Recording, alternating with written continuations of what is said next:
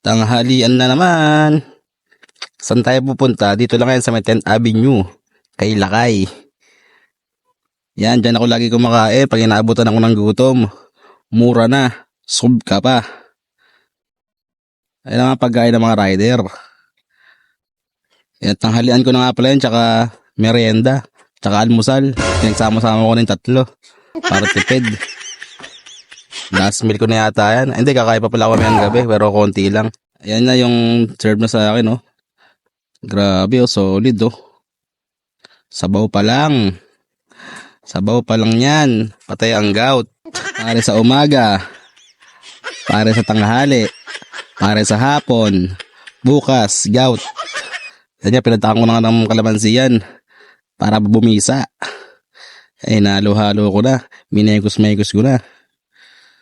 Tapos, first bite. Tarap. Asim. Hindi ko lang nakali yung kalamansi.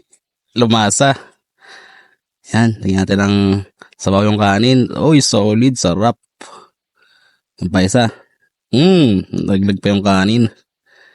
Subulit. Taba, oh. Yung taba, oh. Yan, oh. Solid yung taba niya, no.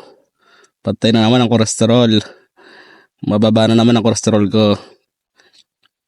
Tumitingin pa si Kuya, oh. Nalalakam sa kinakain ko. Kuya, bumili ka na lang, wag kang tumingin. Yan, sige po, kain po tayo, kain po. Ayan, oh, solid, oh. Tingnan mo naman. Ang nakalagay dyan, taba at laman. Tapos ang kanin niya, no? Fried rice. Lalagyan mo ngayon yung ano, sabaw. Ayun, ano ba yun? Tangina. Ano yata yun, tango. Joke lang. Paminta yan, paminta. Ano? Paano mga master?